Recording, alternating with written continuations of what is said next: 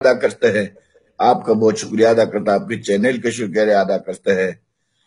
تو جناب میں آپ کو بتا چکا ہوں، میں یہ تیکشی میں پیدا ہوا، تیکشی، ٹوسٹک اور چلونکھا، یہ تینوں چار گاؤں 71 کے جنگ میں انڈیا کے قبضے میں چلا گیا تھا۔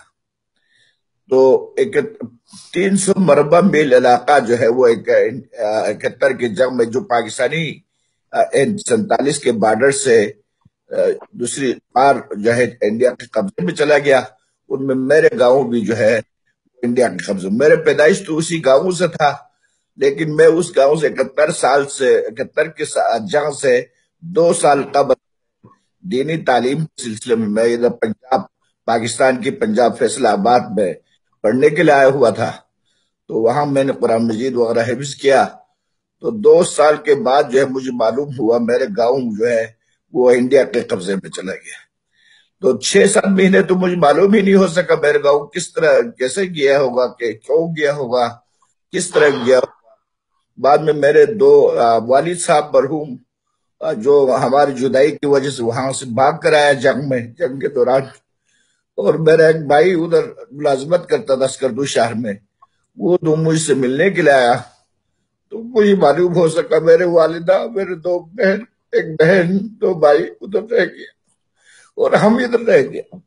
اس طرح میں اکیلا کا نہیں تھا، میرے ہزاروں، کم سے کم ہزاروں کی تعداد میں اسکردو میں ایسے باشندے تھے جن کا بیٹا ادھر رہ گیا تھا، ماں ادھر رہ گیا تھا، ماں ادھر رہ گیا تھا، بیٹا ادھر رہ گیا تھا، خاون ادھر رہ گیا تھا، بیوی جو ہے ادھر رہ گیا تھا، اسی طرح بہن ادھر رہ گیا تھا، بھائی ادھر رہ گیا تھا۔ ایسا دنیا کے ناقابل تصور ایسا تقسیم تھا جس کو ہم نے سہ کر، میں آپ کو عرض کروں، ہماری اسلامی ہسٹری میں جو ہے وہ حضرت یوسف و حضرت یعقوب کا جدائی جو قرآن میں محیط ہے، وہ بھی 30 سال تک محیط رہا، صرف 30-35 سال تک۔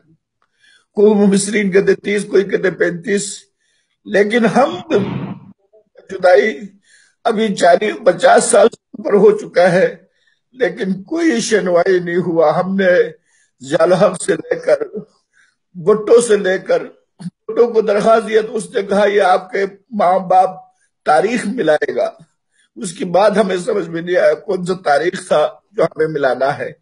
اس کے بعد جو بھی حکمران کو ہم نے درخواست دی، کسی نے کوئی شنوائی نہیں کیا۔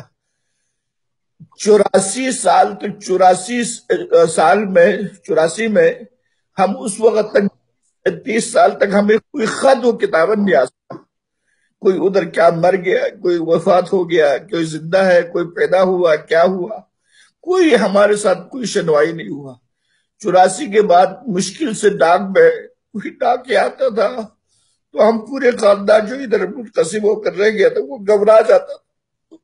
اس میں یہ ہوتا تھا کہ تمہارے ماں وفات ہو گیا، تمہارے بھائی وفات ہو گیا، تمہارے فلان بہن وفات ہو گیا، تم لوگ، ہم ادھر سے ان کو حل لکھتا تھا یہ آدمی وفات ہو گیا، یہ ماموں وفات ہو گیا، سکا ماموں میرے والد یہاں وفات ہو گیا اس کا شہر۔ ہم نے ان کو رو رو کر یہ خط لکھا، ہمارے ساتھ یہ ہوا ہے۔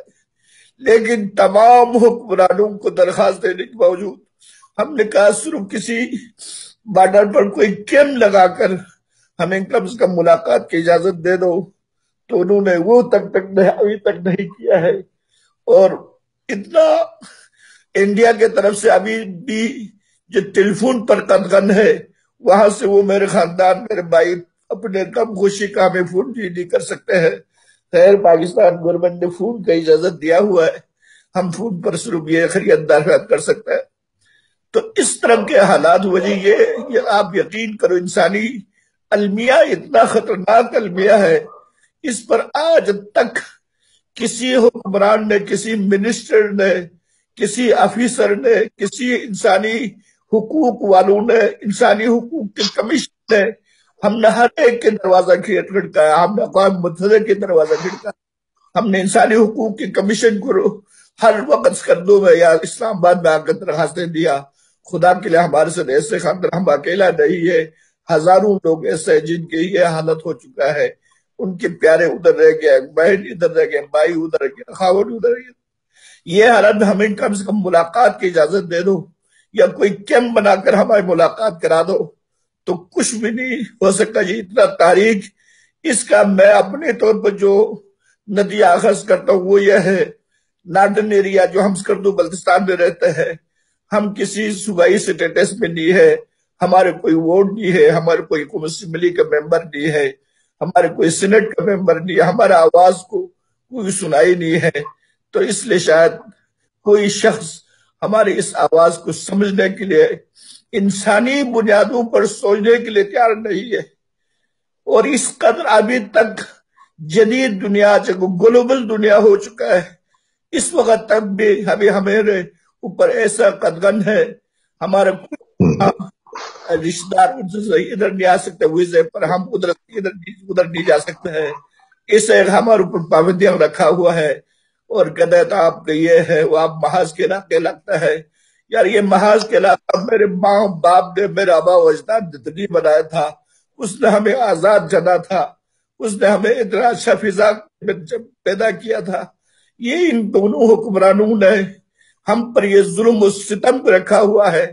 ہمارے ساتھ انسانی حقوق، ہمارے جذبات کے ساتھ، ہمارے دل کی آنسو کے ساتھ یہ کھیلتا ہے اور ہمارے اوپر اتنا ظلم ہے. دونوں حکمران کوئی سنوائی نہیں ہوتا ہے. اوکے، بہت بہت شکریہ حافظ بلال صاحب. لیکن ہم صرف دو چیز حافظ بلال صاحب، آپ اپنی یہ بات بتا رہے ہیں اپنی ذاتی زندگی کے حوالے سے، اور پوری وہاں پر جو بہت سے اور خاندان جو اس طرح منقسم ہے، یہ کس طرح ادھر رہ گئے تھے 71 کی جنگ میں. اور اکثر یہ سمجھا جاتا ہے کہ 71 کی جو جنگ تھی وہ شاید اس کا کوئی تعلق ہی نہیں تھا ریاست سے، وہ بنگلہ دیش میں لڑی گئی تھی اور اس کا کوئی تعلق نہیں تھا ادھر. لیکن یہ آپ کو ابھی ان کی کہانی سے پتہ چل گیا کہ اس جنگ کے نتیجے میں ان کا خاندان تقسیم ہوا تھا اور ان کا وہ جو خطہ ہے وہ ہندوستان کے قبضے میں چلا گیا تھا. تو بہت سی باتوں کا ہمیں پتہ بھی نہیں ہے. اور جی آپ سے عرض کروں، شروع بھی ہے ہمارے جو نوبرا سیکٹر جو لداخ کے ایریا سے نہیں ہوا ہے، یہ اس طرح کے ہزاروں باشندے کرگل سے جو اس جنگ میں جدا ہو کر سکردو میں آ گیا ہے، رہ گیا ہے، اور وہ لوگ ہندوستان میں رہ کے